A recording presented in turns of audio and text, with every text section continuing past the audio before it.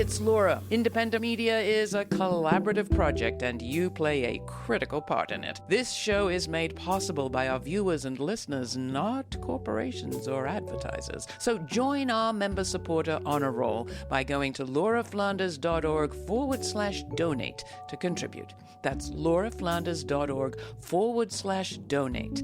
And please stay kind, stay curious, and commit to supporting this no ads, no gimmicks, not all about profit show, again, or for the very first time. Thank you. Now on with this week's show.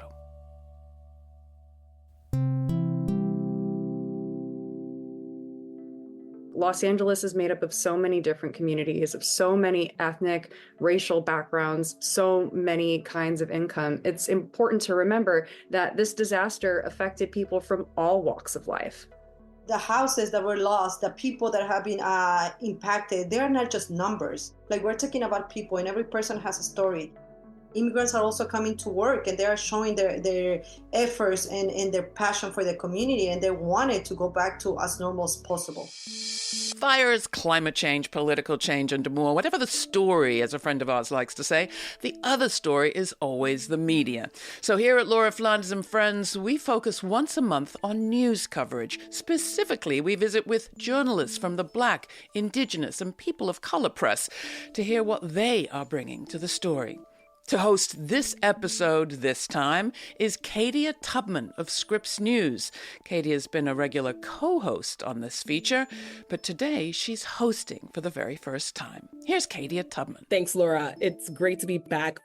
As of this recording, catastrophic wildfires in Los Angeles, California, have claimed at least 27 lives and ripped through populated urban areas, displacing thousands of residents who lost homes, jobs, and communities in what is being considered one of the most destructive fires in Los Angeles history, and may even become the costliest wildfire in U.S. history, with a projected economic loss of up to $270 billion.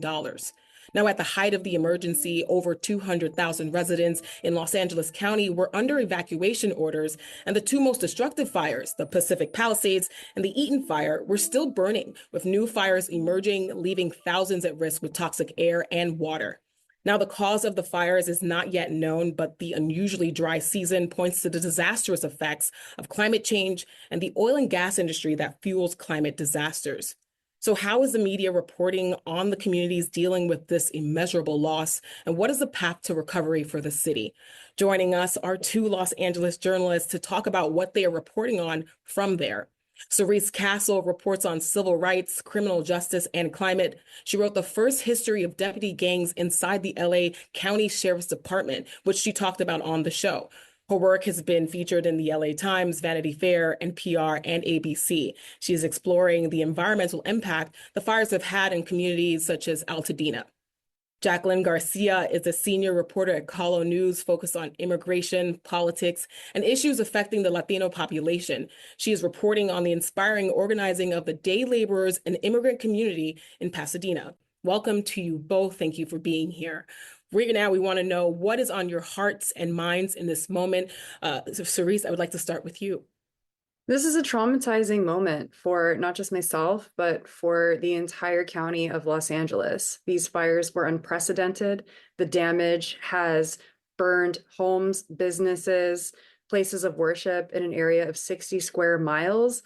Thousands of people have lost everything. It's devastating, it's unprecedented, and it is a heavy moment in the city right now. Jacqueline, how about you? Where is your heart and mind in this moment? One of the things that caught my attention the most is that, yes, it's devastating what is going on, but now that we're putting faces into the stories, I think that it makes it more important. When I started my reporting, I was going to cover one story about the work that day laborers are doing. And I realized that there are so many stories that need to be told, because every person that it's been affected, they have a story to tell, and it's very important for us as reporters to say it. What are you seeing in the communities where you're reporting? What is standing out to you most? And I want to start with you, Jacqueline, because you just mentioned that. Definitely. One of the things that caught attention a lot is the fact that when the news broke, they were talking a lot about the Palisades, the Pacific Palisades, which are homes that they range on the millions. So there was some kind of comments from people saying that, oh, rich people are losing their homes, But when we went to the Eaton fire in Altadena, we were able to see that the reality was different. A lot of middle income, low income families, immigrant families, undocumented families lost their homes. And having to see that devastation and having to see that they have nowhere to go and they probably don't have the resources that some people on the Palisades have. And I'm not saying that it's right or wrong. Either way, it's bad. But just having these resources and the information, I think that it is something very important that this community and Altadena, due to the Eaton fire, should have. And that's what we're trying to report. Cerise, how about you? What are you seeing in the communities where you report? Well, like Jacqueline said, I think initially that there was a lot of disparity in coverage. A lot of the local coverage and national coverage was focused on the Palisades fire.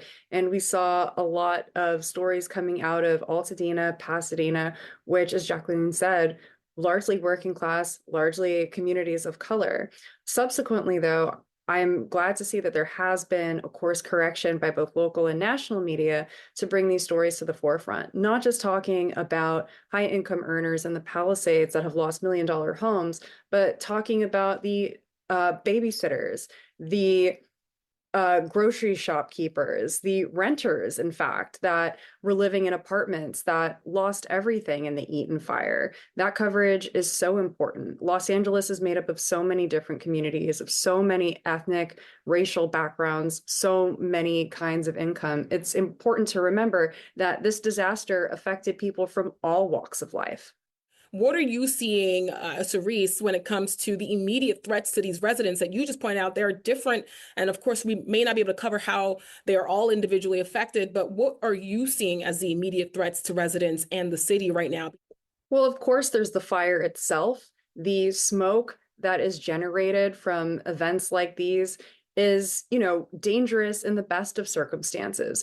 But when we're looking at the Eaton fire specifically, this fire burned through an area which had homes that were built many, many years ago using substances that have since been banned, things like asbestos and lead. And when those structures burned, the chemicals associated with those toxic materials were released into the air, and they are still in the air in that toxic ash that is still continuing to fall every day, landing on cars, landing on streets, landing on dirt in people's backyards, landing on playground structures where children are going out and playing. And unfortunately, there doesn't seem to be any concentrated effort by city government in that area, county government in that area to call attention to this toxicity that is not only living in the air, but is going to permeate into the soil and into the water. Instead, we're seeing government agencies encouraging people to repopulate these areas. And there is no concentrated effort by municipal government to do cleaning of houses, to do remediation of soil, and to do any kind of monitoring of the health of people that are going back to these areas that very likely will see some sort of adverse health effects. And it's not just people living in the immediate burn area. These toxic materials are in ash that is falling all over Los Angeles County. Winds are propelling it beyond Los Angeles County. So really anyone within really a 60-mile radius of these fires, possibly even more, is in grave danger. I was just visiting the Pasadena Community Job Center, where I have been doing my stories from the day labor workers. And one of the things that they are worried about is the fact that like Cerise mentioned, they are encouraged to repopulate, to go back to their homes. And they were saying like some of the children are going back to those homes. They're helping their parents do the cleanup with no masks, no gloves. And they were getting to see that they are picking up all these chemicals, all this trash that yes, it's dangerous for their health. But because they are not being provided with the right resources, they're not being provided with the right information on how to take care of themselves. The only thing that they're worrying about right now is to continue having a roof under their heads and having a place to live. Because that moment when everybody was evacuated last minute and without anything, so it was very important for them to go back and continue living their lives. So for those who are able to, I think that they're just worrying about cleaning the house without caring so much about the proper process. And I think that that's something that we should look into a little bit more. That's a great point. I do want to ask you a little bit more about the Pasadena Community Job Center. Can you tell us a little bit more about that and your involvement, especially centering around these wildfires? The Pasadena Community Job Center, it's located about, I want to say 3 to 4 miles of distance from where the Eaton fire started. This is a job center where usually day laborers come every day, and we're talking about gardeners, construction workers, handymans, women that clean houses, babysitters. So they come every day and they look for a job there. So when the situation happened, one of the trees fell in front of their center. So because some of them already know how to do work like gardening and stuff like that, so they started cleaning in front. They started cutting the tree and they started fixing it just because they wanted to help in any way possible, because the city wasn't going to be able to do it right away. Hi everyone, this is Jacqueline García with CALÓ News, and I'm here with Manuel Vicente from the Pasadena Community Job Center. When we started doing this activity, the day labor said, we want to do it as a volunteers, because they start they organize themselves. So that's when we came with the Fire Relief Brigade. I was a group of jornaleros, a group of day laborers organized themselves doing these community cleanups in solidarity with the community. So that situation led to them like trying to do a little bit more, because then they started realizing that that the devastation was just not in their immediate area, but also like it was expanded more. I mean, like if you went there about right after the fire happened, you could see trees, branches, leaves, a lot of trash on the streets, but I'm talking about tons of trash everywhere. So what these workers did, they started as a volunteer work to start cleaning on their own, but then they started calling people to the point that now every day they have about 500 volunteers that they go and they are helping to clean all this debris, all these trees and branches and all the trash that is out there.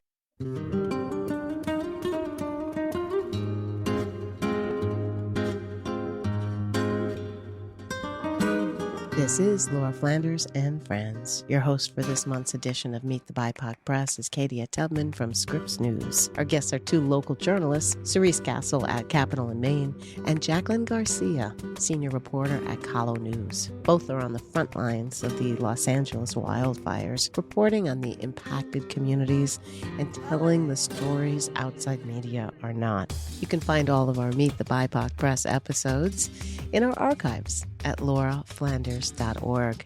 This show airs on community radio and public TV stations across the country and as a free podcast. You can also watch the show at our website. Again, that's lauraflanders.org. While you're there, please take a moment to subscribe to our newsletter. Subscribers receive information on all of our web exclusives, including the free podcast of our full uncut conversations and more. The discussion continues, but first here's Babylon Flamenco by Gaudi from his album Bass, Dub, Sweat, and Tears, courtesy of 6 Degrees Records.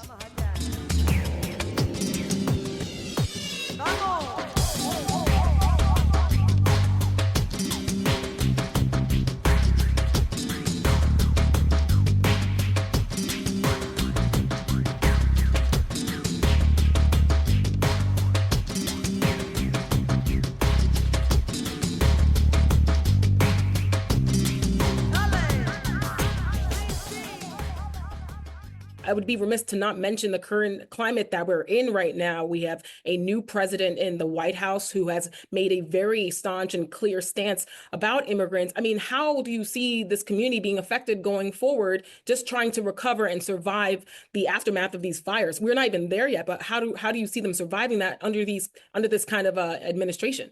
Definitely, and I'm glad that you bring that question, because one of the things that have been happening as I talked to them last week is that many of them are fearful, but they are still continue to work, and they said that they are gonna continue living their lives as normal as possible.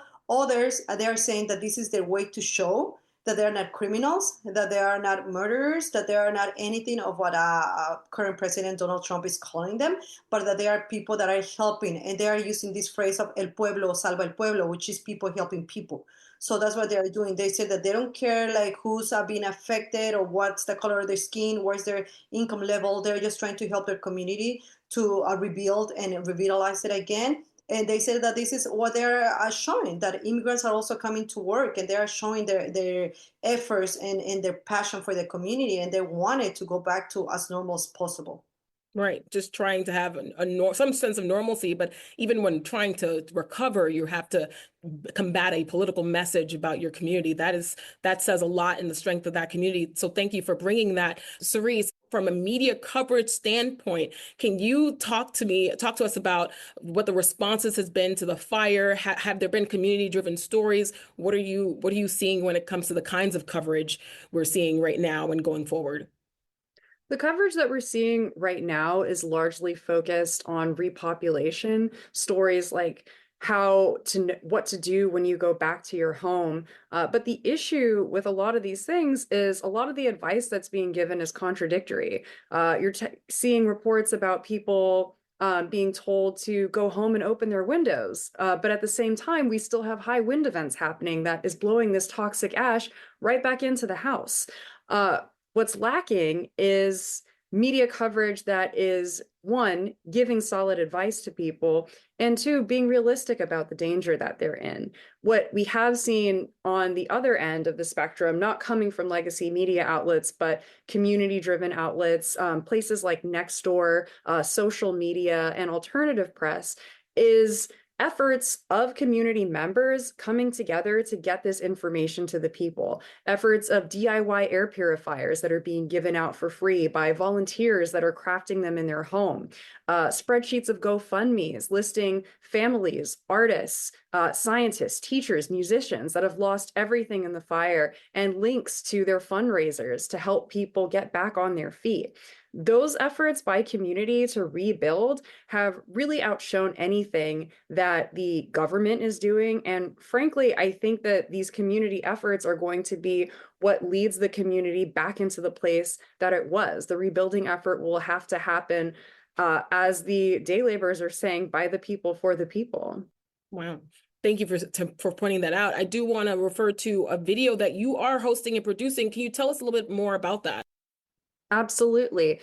This is a video that I'm working on for Capital in Maine. And what we did was we went into the Black communities of Altadena and Pasadena to learn about what was lost. In January, the Eaton fire tore through vibrant Black communities in Pasadena and Altadena, leaving behind nothing but rubble. After President Lyndon Johnson signed the Fair Housing Act of 1968, Altadena's Black population grew from 4% in 1960 to 43% in 1980. Anochi Chukwara moved into his house after immigrating to the area from Nigeria in the 1970s. He was there when the winds that propelled the fire forward began to blow. So I was inside the house when the wind was blowing, and it felt like the house was going to be blown off the foundation. Were you scared? I was scared, but I was calm. There was nothing I could do about it. There's nowhere to hide.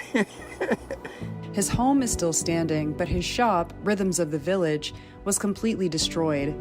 He and his son Emeka sold African goods and operated the space as a community center. Although the shop is gone, the family is determined to keep organizing. Since the fires began, they have turned Anochi's garage into a place where people can come for clothing and basic necessities. We're preparing now. We know developers want this land. They have had their eyes on this land for a long time. Gentrification has been happening, so we're fortifying ourselves now with the knowledge and the wisdom, and we're sharing the resources and crowdfunding and pulling together. This isn't just tangible physical things like homes and businesses, but there's a huge loss of community in the Black community and communities of color in this area.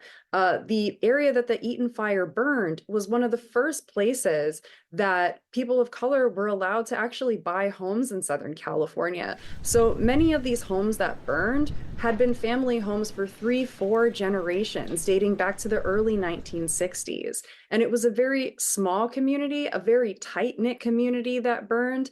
And now that it's gone, there's a lot of worry about gentrification coming in and completely erasing this history and this sense of togetherness in Los Angeles that really we're seeing disappear more and more. Places where people of color can own homes and etch out a place where people can come and feel safe. As you both mentioned, it's been hard to get the right information out there. Even on a national level, we haven't seen as much critical information in terms of who's affected and how they're being affected. But even when it comes to safety and how people are going to how are they currently surviving this crisis, where do you think people are getting their information? Do they even have access to that information? I want to start with you, Jacqueline. Yes, I want to mention that that is something very important that it should be addressed a little bit more, because definitely there's not enough information for the community. And I'm going to talk specifically about the immigrant community, whether they are documented or undocumented, just because there's a lack of a barrier of language and also a lack of knowledge. So they don't know the information that is out there. Some people didn't even know that their homes didn't have the proper insurance. So they don't know how to access it. And then let's keep in mind that undocumented people are not going to have access to the to certain government help, for example, FEMA. So all these things is people that are things that people need to know, but they don't know exactly how to access the resources. I was at the Pasadena Convention Center a few days ago, where there was the Red Cross shelter. So there's tables of FEMA helping people outside, but you can see that there's not, tables are empty. Like, the help is there, but people do not know how to get to that help. So therefore, they don't know how to go and ask the proper question. So I think that's something that should be addressed, and not only addressed in English, but also in different languages, because we know that not only the Latinos, but there's also a good amount of Asian population that was affected in this case. So having the resources on the language is very important. Absolutely, because I was just going to ask you about the Spanish language media. So thank you for bringing up the language barrier in terms of getting critical information to keep these communities safe. Cerise, how about you? Do people in certain communities that you've covered have access to this kind of information? I would say largely no. Most people are completely unaware. When you go to report in Pasadena, Altadena, you can see that many people do not have protective gear on as they're doing this cleaning. Many people are, leaf blowing their streets to get rid of this dirt and debris. They're being encouraged to come back. They are being encouraged to rebuild. California Governor Gavin Newsom recently signed an order that did away with environmental protections that we have in place here in California to rebuild, which really is just going to create another crisis like this all over again. What part do you see yourselves playing as journalists in ensuring that people have the right information, or just in generally that some certain groups of people, or if not the Los Angeles government, city government, is being held accountable? Yeah, as a journalist, I really see it as my role to get this information out to as many people as possible. I had a conversation with someone today who said to me that he really appreciated me posting on Instagram every morning about fire updates, giving updates about who's missing, how many structures had burned, posting notifications, the limited notifications that we have seen from the city of Los Angeles on my Instagram, posting studies that have been done about toxic chemicals in the air in the wake of 9/11 or in the water after Hurricane Katrina. I really think that just putting that basic information out there, since so much of it has been lacking by legacy media outlets throughout this entire fire event. We can look back on January 6th when the National Weather Service had put out multiple notifications warning people to be ready to run at the drop of a hat.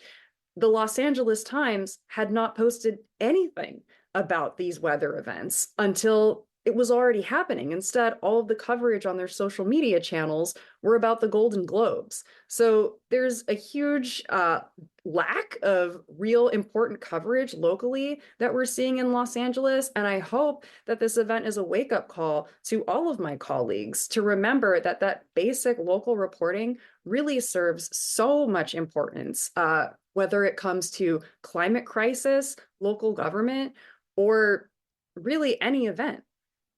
Absolutely. And Jacqueline, for you, where do you find yourself in this moment when it comes to holding certain groups accountable or just making sure that people have the information they need? Definitely. I do want to mention that as soon as this issue came about, for example, the insurances, we have been trying to reach California Commissioner Ricardo Lara, And we haven't been able to. He's the one who talks about the insurances and what is the proper way for people to follow up on that. However, we do want to focus on documented community. And I don't know if it's because there's not enough information on that or because he really doesn't have the time. But we are following, trying to figure out like what can they do. And the only person that can give us that information, it's the Commissioner of Insurance, Ricardo Lara. So we are also recently learned that the California Assembly is trying to come up with some legislation plans in order to help rebuild in a faster way. However, that's still going to take a little bit of time because they have to go into voting and they have to approve some processes. So we have to make sure that that change happens quicker at the local level because, yes, many families don't have a place where to live, but for those who can go back home, it's like, is it worth it? As I was mentioning before, is it worth it to have their children back in those communities where the quality of life and the air and everything it's getting really bad? So that's something that should also be addressed more at the local level. I'm curious for my last question for you both. When it comes to the role of journalism right now in a catastrophe such as this, covering what kinds of information the media should be putting out there, that's the work that you've also been doing in addition to just making sure people get the right information. But what do you see as the key role of journalism right now in such a catastrophe as we find ourselves with the wildfires in Los Angeles? I'm going to start with you, Jacqueline.